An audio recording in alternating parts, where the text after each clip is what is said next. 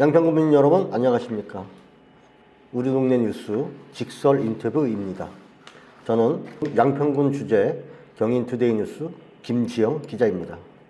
다가오는 6.3 지방선거에 양평군소로 출사표를 던진 입후보 예정자들을 만나고 있는데요. 오늘은 두 번째 시간입니다. 의도하진 않았겠지만 양평군소로 출마 의사를 밝힌 입후보 예정자가 국민의힘 5명, 더불어민주당 5명으로 공교롭게 동수입니다. 요즘 양평군 유권자 여러분들이 크고 작은 행사에서 군수, 도의원, 기초의원 입후보 예정자들의 명함을 전부 받아들면 15장은 좋게 될 것 같습니다. 그러다 보니 유권자 입장에서는 누가 누군지 헷갈릴 만도 합니다. 우리 동네 뉴스는 가능한 많은 양평군수 입후보 예정자들을 만나 예정자들의 생각하는 양평군에 대한 청사진을 알아보고 양평군에 대한 미래와 현안에 대한 해법은 있는지 들어보려고 합니다.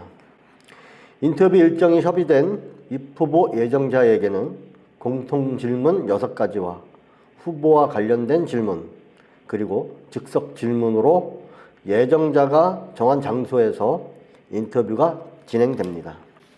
그럼 직설 인터뷰 두 번째 손님을 만나보겠습니다. 이분은 프로필이 화려하신 분이시고요. 어떤 분은 또 양평군의 상수원 보호구역과 관련해서 투쟁한 산 증인이라고도 하시더라고요.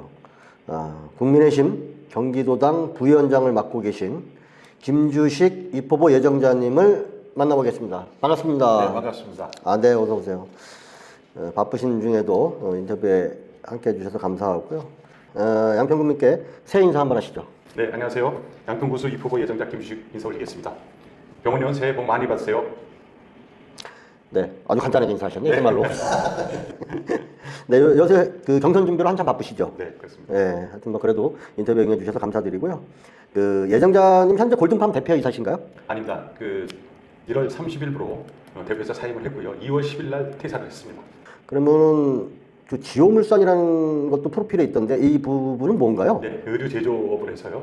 약간 28개를 경영했던 의류회사인데 IPO를 맞으면서 보도가 나서 정리를 했던 회사입니다. 그래서 전문 경영이라는 용어는 제가 한 15년 정도 이 제조업에 종사를 했기 때문에 아마 그런 경력을 가지고 골든팜도 어려운 상황에서 잘 극복했다라고 판단이 됩니다. 그러니까 경영인이라는 것을 강조하기 위해서 이 부분도 프로필에 들어갔던 거군요. 네, 과거에 경영했었던. 네. 그러시구나. 그 프로필을 또 보니까 아버님이 교육자시고 예정자님은 양평고등학교 학생회장 출신이시네요. 네. 아버님과 그 본인과 관련돼서 학생회장 시절에 어떤 에피소드가 있나요? 네. 아버님이 이제 옥천초등학교 교직을 하셨고요. 지금 이제 김영룡 노인회장님이 제자셨어요. 그리고 이제 학생 때 다닐 때 그때는 저희가 학도옥단 훈련을 하다 보니까 학생회장 겸 연대장으로 되어 있는데 지금도 이제 친구들이 만나면 늘 연대장이라는 칭호를 쓰고 있습니다. 그래서 호칭이 연대장으로 아주 굳어진 사안입니다. 네.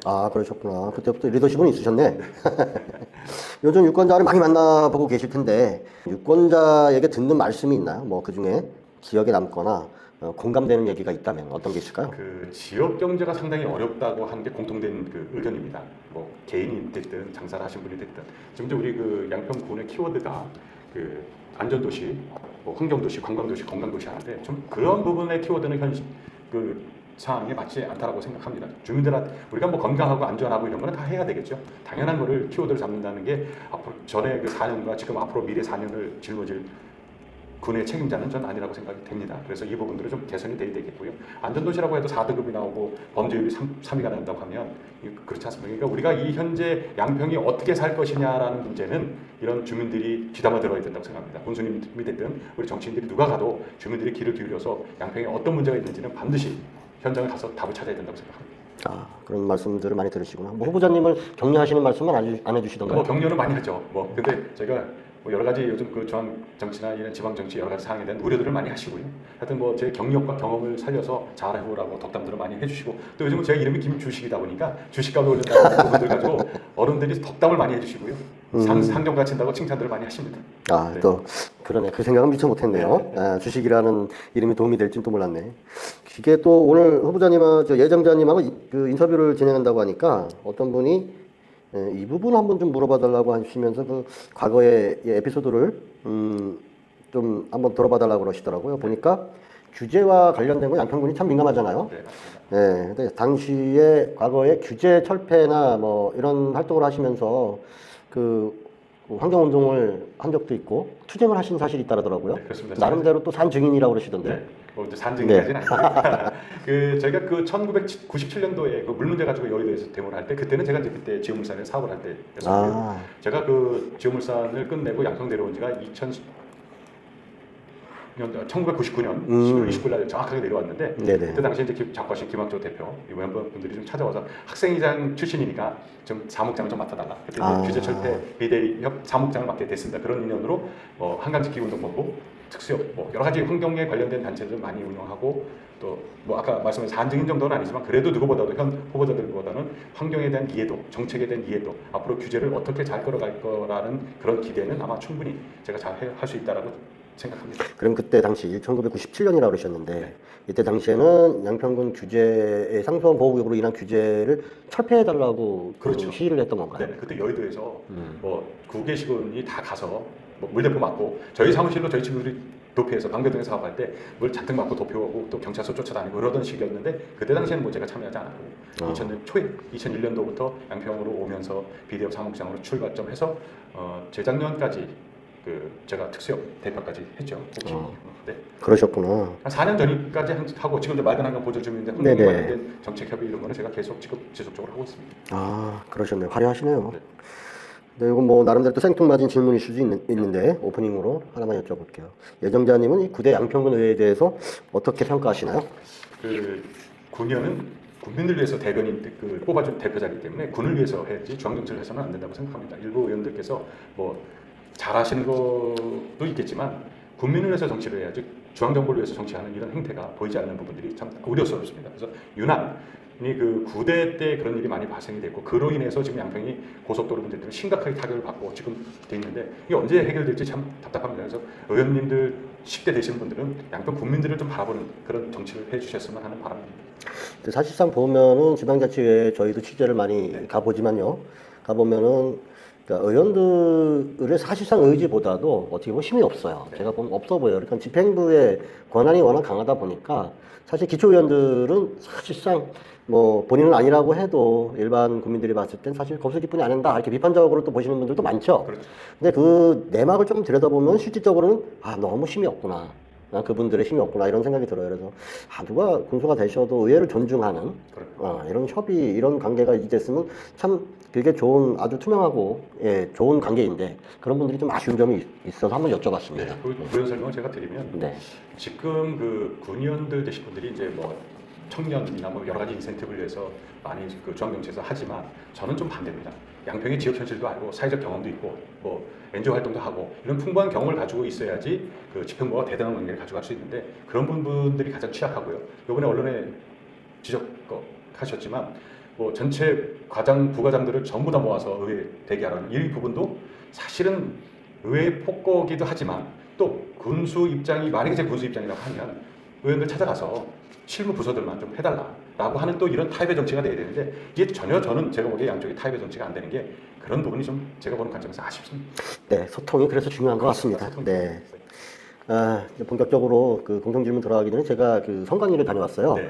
혹시라도 예정자님들한테 이 선거법이 상당히 복잡하잖아요. 네, 맞습니다. 그러다 보니까 제가 거기에 가서 조금 이것저것 여쭤봤는데 인터뷰를 하면서 이 지칭을 입 후보 예정자라고 지칭해달라. 네. 호칭은 그렇게 해달라고 하고 그다음에 입 후보 예정자하고 인터뷰를 할 때 이게 이제 통신망법에 접촉이 되니 허위사실 유포나 정확하지 않은 사실관계에 대해서는 유념해서 해달라. 허위사실은 문제가 된다고 하더라고요. 네.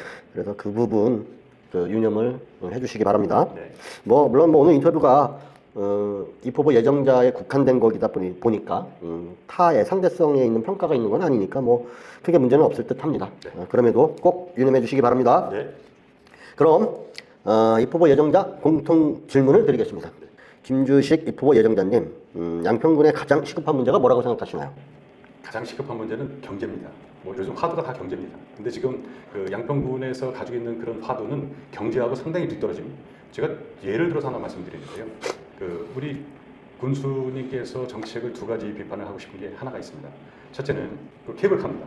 케이블카를 현실적으로 할 수 없는 사실을 분명히 아실 겁니다. 또 국회의원께서도 지적을 하셨고, 근데 그거를 또 밀실로 한다는 것도 제가 좀 이해가 안 가고요.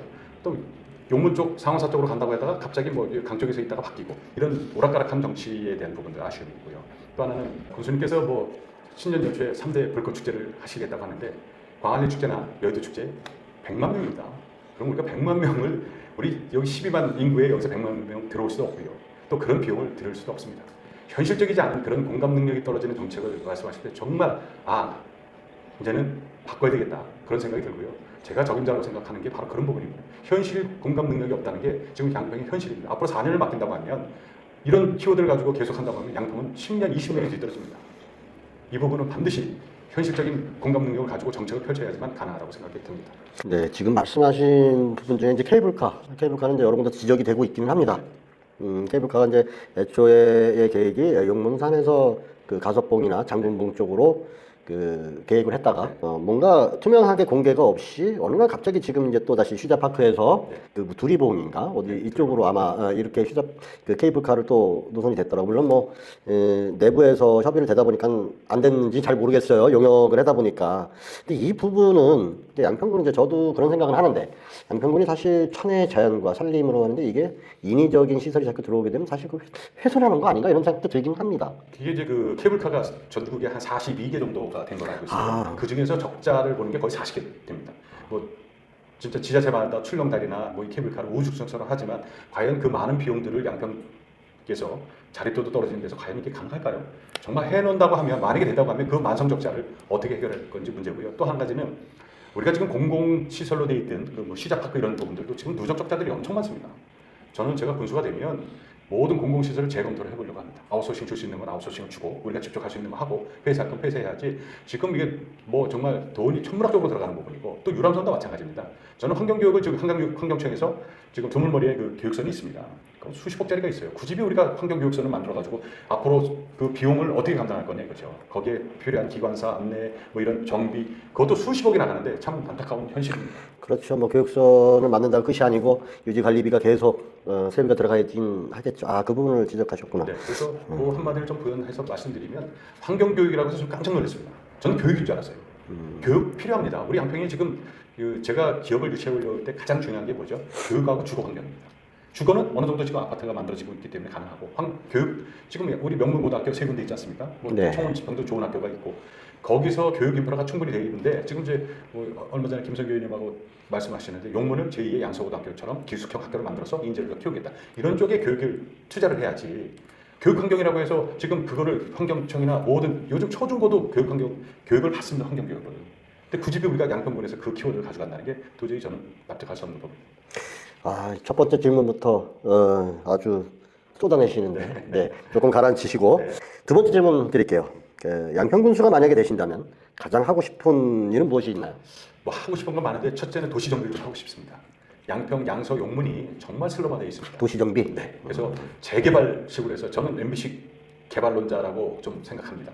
환경 저보다 잘 아는 사람이 없습니다. 그러나 환경 보전과 개발을 병행해서 해야 되는데 그 중에서도 자연은 중요하지만 삶의 질도 중요합니다. 그래서 양평군이 지금 현재 안고 있는 도시계획, 지금 양평군청 인근에 다 있는데 그 주택 환경을 보십시오. 옛날 허름한 집 그대로 되어 있습니다. 4년, 8년 동안 도시계획 한번 해본 적이 없습니다. 뭐 실무 책임자들 한탄을 합니다. 그래서 지역 경제가 돌으려면 재개발도 하고 명확하게 도시에 대한 컨텐츠를 가지고 개발하고 아파트만 들어선다고 해서 도시 개발되는 게 아니고요. 현재 상황에 대해서 양평군청 쪽에 좀 주거 환경을 좀 다 바꿔보고 두 번째 시장 쪽에 환경을 바꿔서 손님들이 와서 인프라 올장 같은 데도 사람 많이 오잖아요. 이런 부분들을 좀 채워나가는 게 가장 중요하다고 생각하고 용문 같은 경우도 용문의 역사가 되는데 용문사를 가는데 도시계획 하나 돼서 손님들이 와서 밥 하나 먹을 데가 없고 쉴 곳이 하나 없는 이런 현실입니다. 이 도시계획 정말 저는 군수가 되면 군수 범위 내에서 재개발해서 도시를 새롭게 10년, 20년 바라보는 그런 도시를 만들어 보고 싶습니다. 그러면 제가 좀 디테일하게 네. 여쭤볼게요. 자, 도시 정비 이 부분은 어떻게 보면 되게 추상적이거든요. 네. 도시를 어떻게 정비할 것인가라는 건 콘텐츠가 되잖아요. 네. 그 안에 테마라는 게 있겠죠. 네. 그럼 어떤 테마나 이런 부분을 가지고 지금 금방 말씀하신 게 뭐 아파트를 짓거나 이런 한 도시 재생이 아니고 뭔가 다른 게 있으신 것 같은데. 네. 그럼 도시 재생에서 조금 더 디테일하게 어떤 테마나 콘텐츠가 있으신 건가요? 이 재생이 옛날에는 이제 재생도시라는 개념을 했는데 요즘 재생도시라는 개념을 전 쓰고 싶지 않고요. 대개조를 해야 됩니다. 재개발해야 됩니다.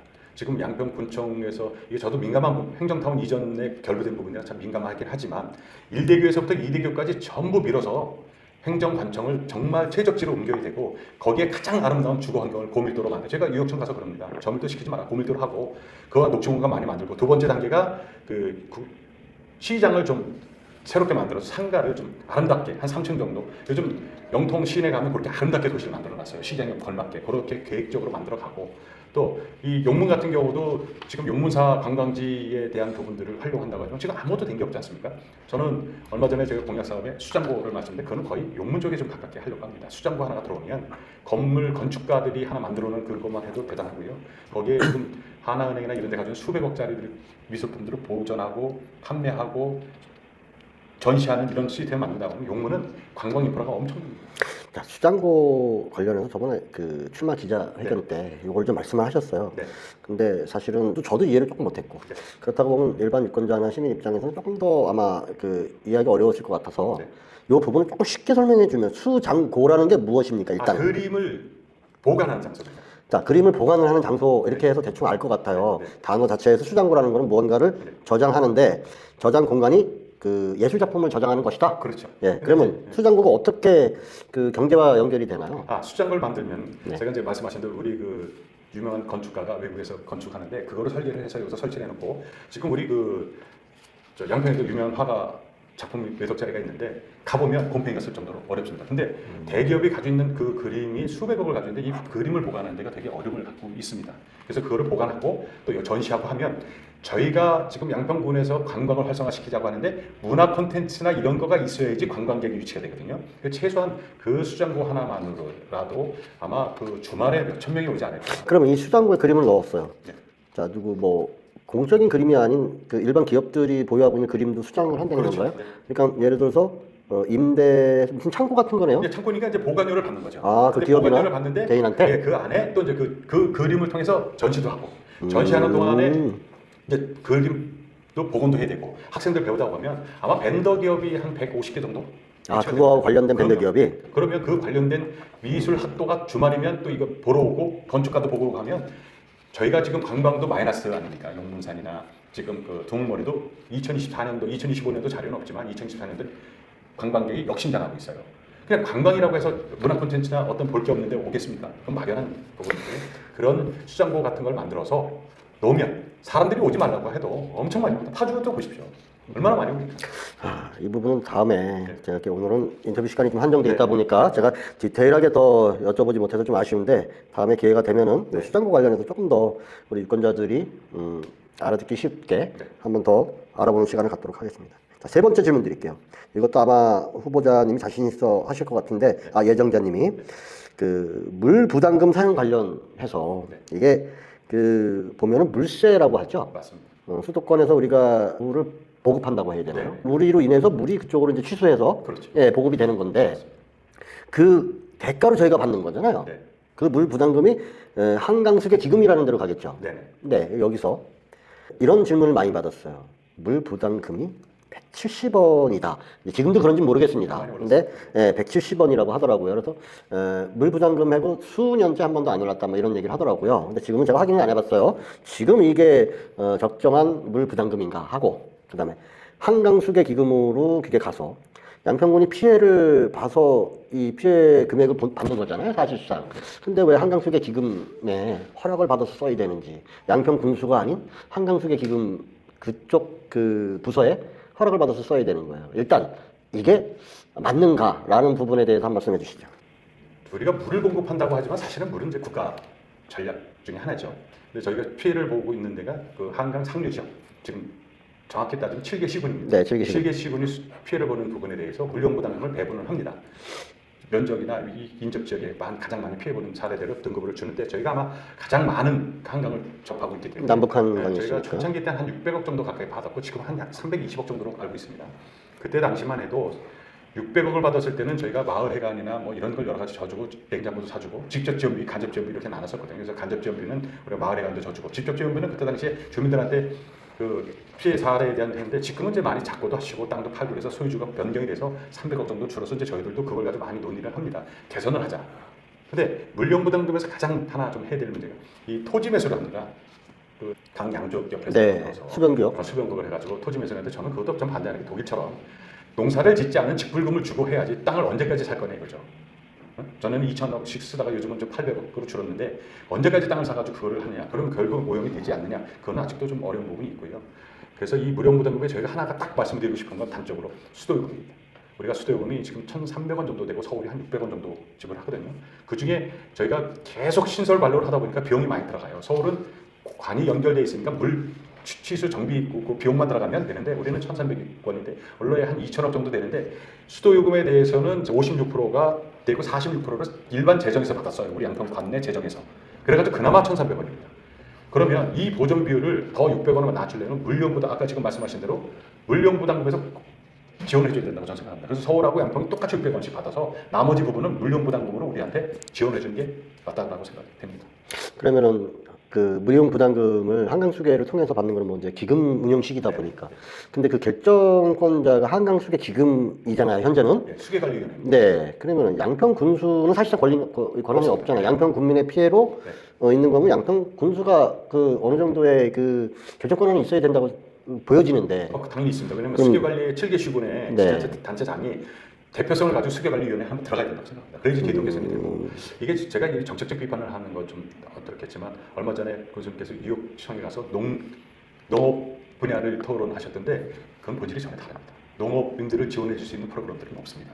제가 말씀드렸던 실질적으로 우리 주민들이 피해를 보고 그거에 대한 이익을 볼 수 있는 건 물세, 수도요금을 낮추는 그거를 아까 기자님 말씀하신 대로 그걸 보전해 달라고 해야지 농가를 뭐를 지원해 주겠다는 얘기입니다. 그거는 맥락이 다릅니다. 그 아주 뭐 제가 이거 비판해서 죄송한데 그날 국장님도 가시고 과장님도 가셨는데 이거는 그 뉴욕청장과 그런 얘기를 해서는 안 되고 실질적으로는 수도요금을 낮춰달라라고 그래서 무료부담금을 달라고 하시는 게 원래 본질이 맞습니다. 아, 네. 뭐 오늘 모든 것을 다 자세하게 세밀하게 그 답을 들 수도 없고 저희가 질문이 여러 개가 있어서 일단 제가 넘어가겠습니다. 사격장 관련 이포보 예정자님의 해법은 있나요? 그 우리가 시넬이죠. 네, 네. 시넬입니다. 뭐 제가 이제 이런 말씀도 제가 시넬이 461번인데 그 시넬이에서 저희가 어렸을 때 잠깐 말씀드리면 정말 탄피 주서 죽은 사람들이 경찰서에 가만히 누워 있었어요. 저희 친구들도 많이 그런 게 있었는데 그 처음에 추진할 때는 사격장을 폐쇄하자고 그거는 우리 현실적으로 어렵고요. 이전에 포커스를 맞춰야 된다고 생각합니다. 그 이전은 우리가 그 국방부가 많은 용역을 해왔고 그 사격장 이전 대책위원장이나 모든 관계된 분들도 내용은 대충 알고 있습니다. 그 이전을 하는데 외부에는 더더욱 어렵고 우리 관내에 그 사격장 쪽으로 이전을 해서 가는 게 바람직하다. 그리고 그 지역을 인센티브를 주고 여러 가지 혜택을 줘서 가는 게 바람직하다. 지금 거기에 있는 주민들 뭐 포성 때문에 살지 못하겠다는 게 현실입니다. 그러면 이전이라고 하면 비승 사격장을 말씀하시는 네, 건가요? 그렇습니다. 저는 몰면을 맞아도 추진하겠습니다. 아, 네. 뭐 말씀 보통 후보자들이 이런 부분들 잘 말씀을 안 하시는데 뭐 당당하게 말씀을 하시는데 저도 그게 옳다고 생각을 하는데 근데 비승 사격장에 인센티브를 주고 명확하게 옮겨야 된다. 네, 그래서 이제 거기에 그 제가 공약을 잠깐 말씀드려도 되는지 모르지만 동부 쪽에 4개 지역에 그 지역마다 한 200호 아파트를 줄자는데 청년들이 오려면 가장 중요한 게 주거입니다. 임대주택 그리고 노인분들 그래서 200호 하고요. 거기에 그 약 한 300호 정도 그 사격장 관련된 군인들을 해서 300호 정도 지면 500개 정도의 아파트를 지면 아마 그 지역 경제가 활성화도 상당히 되고 인구 축소도 좀 달리 가지 않을까. 그리고 군인들이 좀 젊으니까요. 지역도 좀 발전되지 않을까 그런 생각이 들고 그만한 인센티브를 충분히 줄 수 있다라고 하면 뭐 충분히 검토해볼 사항이라고 생각합니다. 이전에 민선 7기에서 그 협의가 되었다는 네. 2030년 네. 그 협의 내용은 무엇인지 혹시 아시나요?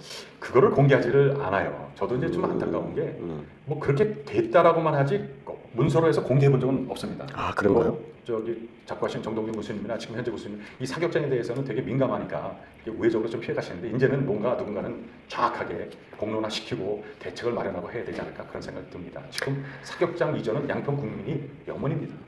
저 양평군수 4년에서 쫓겨나도 할 거 하겠습니다. 네, 아주 당당하게 소신을 말씀해 주셔서 감사드리고요. 다음도 또 공교롭게도 신혜리입니다. 네. 신혜리 축분 공장이죠. 이거 네. 명확하게 농축순환자원센터가 공식 명칭이고 축분 비료 공장이죠. 네. 여기 악취가 심해서 민원이 계속 늘어나고 있는데 여기가 15억을 주고 악취 저감 장치 그 시설을 아마 보완을 했대요. 네.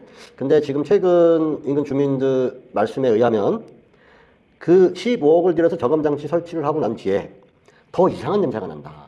못하는 냄새도 더 힘들고 아주 이 악취가 더 고약해졌다라고 말씀하시고 지금은 한라 비발디가 한 1,500세대 되죠 거기가. 네. 한라 비발디까지 그 냄새가 거기까지 퍼져서 네 거기서도 민원을 제기하고 있더라고요. 그래서 이 문제도 이게 그냥 넘어갈 수 있는 문제가 아니더라고요. 그래서 이 문제의 해법이 혹시 있으신지.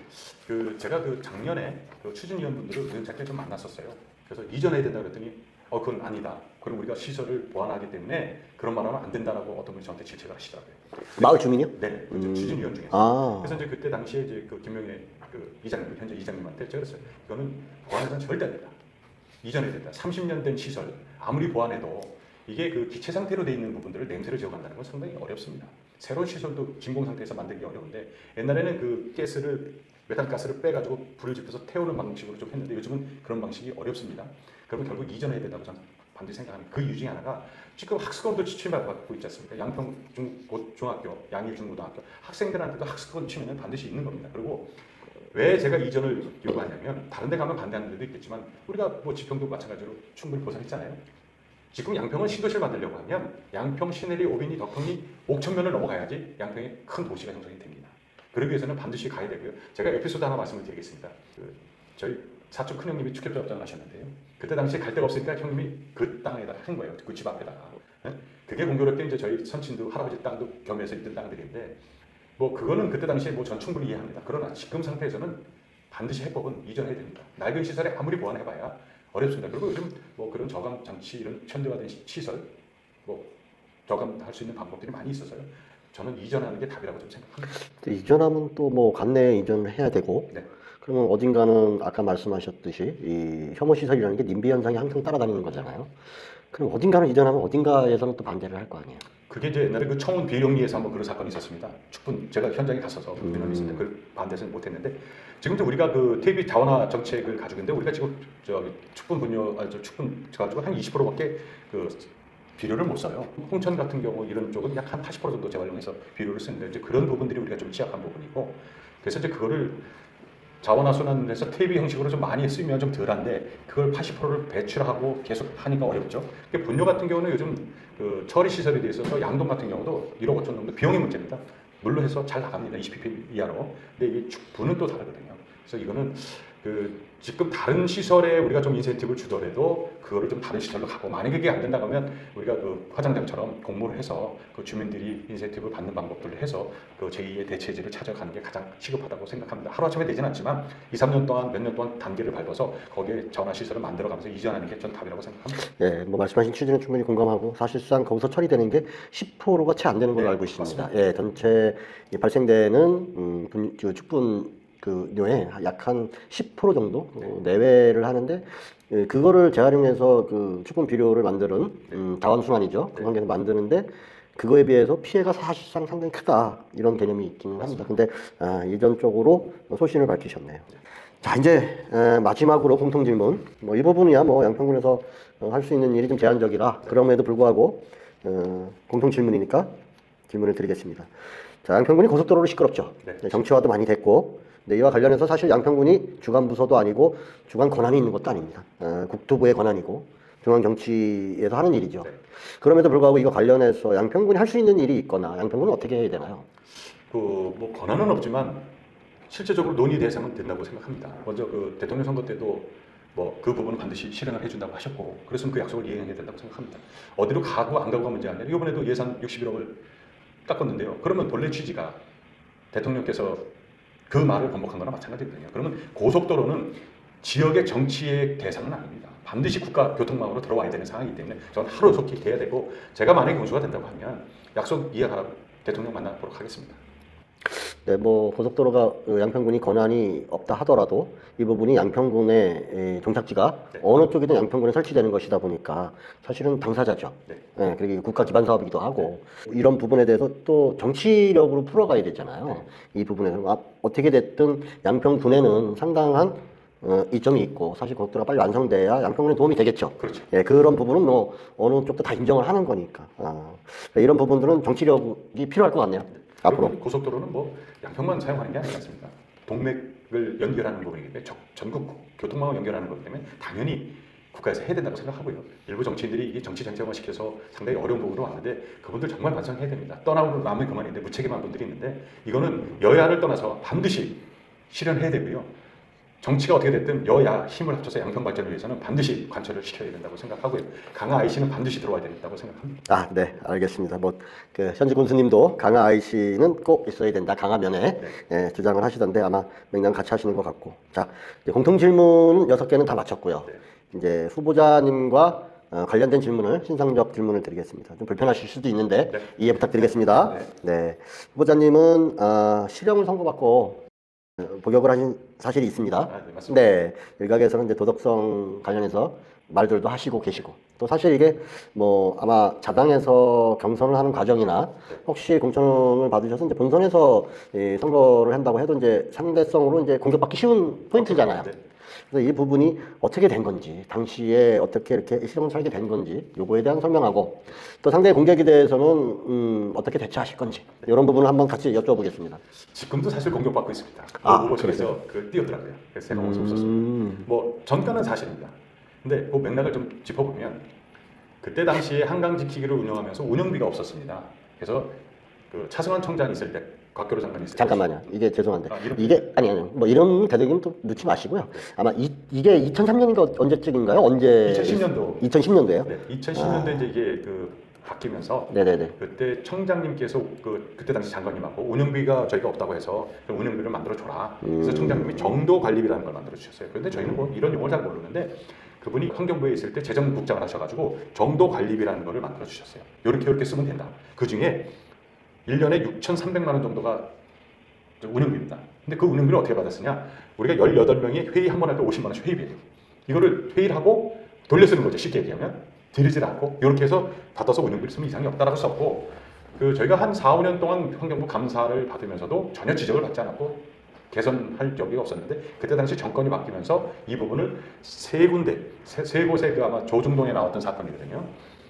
근데 그때 당시에 소명을 했습니다. 근데 이게 그 인식의 차이거든요. 그 제도의 차이.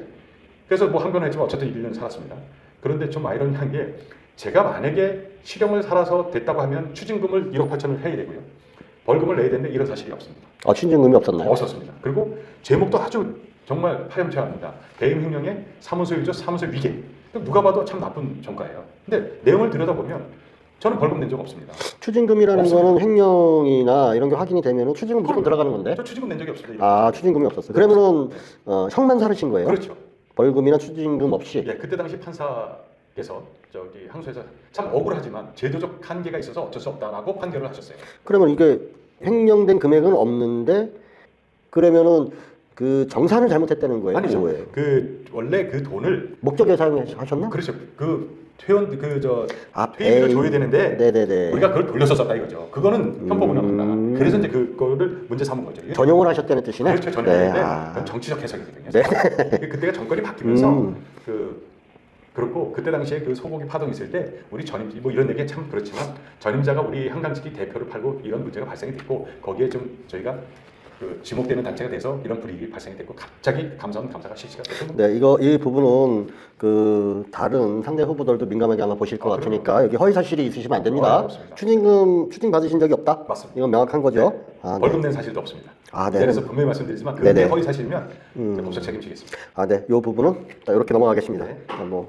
자, 다음은 제가 지금 오늘 인터뷰를 진행하면서 한번 후보자한테 여쭤봐야 되겠다라고 생각한 큰 틀에서 질문 하나 드리겠습니다.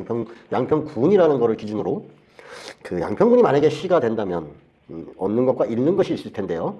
지금 현직 군수님께서는 이번 초에 지난 1월 초에 용문면을 방문하시면서 소통 한마당을 하실 때 용문읍 승격을 말하시고 양평군이 시가 될 것이다. 시로 가야 된다. 이렇게 말씀하셨어요. 그럼 시를 지금 추진하고 계신 거거든요. 네. 어디가 됐든. 근데 이제 시가 되는 걸 좋아하시는 분들도 있고, 뭐 시가 되면 손해를 본다라고 하시는 분들도 계시더라고요. 그럼 이 시가 되는 것과 시가 돼서 잃는 것과 얻는 것이 무엇이 있을까요? 뭐 이제 그 행정적인 측면에서는 이제 뭐 지원하는 부분들이 좀 많이 줄고 그러겠죠. 근데 저는 그 저희가 학부모 입장, 특히 교육 입장에서는 농어촌 특례 입학에 대한 아마 그 피해가 현실적으로 좀 많이 올 겁니다. 왜냐면 지금 우리 양서고등학교나 일반 학교들 보면 서울에서 인재들이 많이 내려와서 농어촌 특례 입학을 6년 동안 받으면서 많이 진행이 되고 있거든요. 그런 부분에 대해서는 좀 단편적으로 그렇고, 이게 행정적이거나 주민들 입장에서는 뭐 세금도 좀 올라가고 의료보험 이런 거 올라가는 부분에 대해서는 아마 불편을 많이 느끼실 것 같은데, 저희가 옛날에는 행정 수요가 있어서 시하고 군이 있을 때는 시가 뭐 조직이 더 나아진다고 하지만 지금 양평과 여주가 시와 군 차이에서 전혀 조직은 변화가 없습니다. 똑같습니다. 그래서 뭐 이게 얻고 잃고의 판단이 좀 명확하지 않다. 그러니까 공무원 조직은 시가 되면은 뭐 국이 좀 늘어난다거나 이런 건 있는 것 같아요. 근데 여주하고 양평 똑같습니다. 아, 네. 네, 공무원 수도 인구 대비로 늘어나는 거고. 네네, 뭐 그렇게 했습니다. 그러면 세금은 늘어나나요? 세금은 아무래도 좀 늘어나겠죠. 왜냐하면 농어촌 그 특례 받는 이런 부분하고 시하고는 조금 세율이 좀 달라지고 있어요. 뭐 되게 그 건강보험도 시가 되면 좀 더 받거든요. 그러니까 이 전체적인 우리 양평군이 이제 재정 자립도가 낮잖아요. 네, 재정 자립도가 낮다 보니까 중앙 정부에서 또 경기도에서 예산이 많이 들어와야 사실은 활용할 수가 있는데, 그러다 보니까는 시가 됐을 경우 예산 전체 규모가 늘어나는 것인지, 아니면은 예산은 그대로인데 일반 우리 이 양평 국민이 내는 세금이 늘어나는 건지. 세금은 뭐 지방세 조금 추징은 더 나겠죠. 그러나 뭐 전체적인 그 지방행정에 나오는 재정은 별 차이가 별로 없을 것 같습니다. 그러니까 뭐 예정자님이 생각하시기엔 일단 학생들이 농어촌 특례로 입학할 수 있는 이 전형이 없어진다. 네. 그런 부분이 아마 좀 크게 홍보되고 와닿지 않을까 그런 생각입니다. 네, 그런 부분이 있군요. 뭐 그 외에는 크게 변화는 없는 것 같아요. 그러면은 끝으로 제가 한 가지 말씀드리고 싶은데, 네네. 그 여주처럼 웍동을 묶어서 인위적으로 시를 만드는 건 저는 반대입니다. 자연 발생적으로 이제 뭐 군수님 말씀하신 대로 용문이 2만이 자연 발생적으로 생기는 건 뭐 시가 되는 건 괜찮습니다. 3만이면 의혹이 2개 돼서 하는 건 좋지만 인위적으로 시를 만드는 건 저는 바람직하지 않다고 생각합니다. 자연스럽게 인구가 늘어나서 읍이 되고 양평군이 시가 되는 것은 바람직하지만 인위적으로 시가 되기 위해서 어느 지역을 묶어서 인구 읍을 만들어서 시가 되는 것은 바람직하지 않다고 생각하시는군요. 그렇죠. 여주도 이제 그렇게 했는데 크게 실익이 없다라고 해요. 그래서 자연 발생적으로 도시가 형성이 되고 또 그 재개발을 통해서 인구 유입이 되고 이렇다고 하면 뭐 시가 되는 건 자연스러운 거죠. 그러나 인위적으로 도움을 붓고 하는 건 바람직하지 않다고 봅니다. 네, 알겠습니다. 자, 이것으로 저희가 준비된 질문은 다 마쳤는데 마지막으로 오늘 인터뷰에서 혹시 하고 싶은 말씀이 있었거나 하고 싶은 말씀이 있었는데 미처 못한 얘기가 있다면 마지막으로 말씀하시죠. 네. 지금은 이제 행정은 저희가 서비스입니다. 그러나 경영은 이익입니다. 지금 양평구는 향후 4년 동안 미래를 짊어져야 되는데 전문 경영인이 행정을 맡아야 된다고 생각합니다. 기업 유치, 어떤 분은 그렇습니다. 저한테 뭐 기업 유치 잘할 수 있나? 반드시 합니다. 농산물을 판매해도 그런 부분들이 기업 유치를 해가지고 많은 부분들을 이익을 창출해야지 양평이 살아가는 거지, 지금처럼 소비도시로 살아가서는 미래가 없습니다. 어느 누구도 젊은 사람이 오질 않습니다. 제가 갖는 양평은 들어오는 청년, 머무는 청년, 미래를 끌어가는 3대 청년이 돼야 된다고 생각합니다. 어떤 분들은 노인인구가 많으니까 글로 해야 된다? 그렇지 않습니다. 동네방네 살으려고 하면 지금 어르신들한테 말씀을 드리면 자식들, 청년들이 같이 사는 게 어떻습니까? 좋습니다. 지금 보통 저희 나이 때 60대 다 자녀들이 기양합니다. 그분들 끝나고 나서 생산 능력이 전혀 없는 분들 오면 무슨 의미가 있겠습니까? 이제는 3대가 여기서 먹고 살고 같이 경제를 이끌어가고 마을을 끌어가고 양평을 만들어가는 이런 새로운 패러다임의 양평군을 만들어가는 게 현 군수의 책임이라고 생각하고요. 제가 되면 반드시 양평을 좀 젊게 가고요. 기업 경영에서 동네방네 행복한 웃음꽃이 피는 그런 양평군을 만들고 싶습니다. 네, 잘 들었습니다. 자, 이것으로 오늘 준비된 인터뷰는 모두 마치도록 하겠습니다. 김주식 입후보 예정자님께 감사드리고요. 고생 많으셨습니다. 네, 감사합니다. 네, 좋은 결과가 있기를 바라고요. 네. 오늘 인터뷰가 양평군 유권자 여러분께 조금이나마 도움이 되었기를 바랍니다. 평가와 선택은 유권자의 몫입니다. 감사합니다. 네, 감사합니다.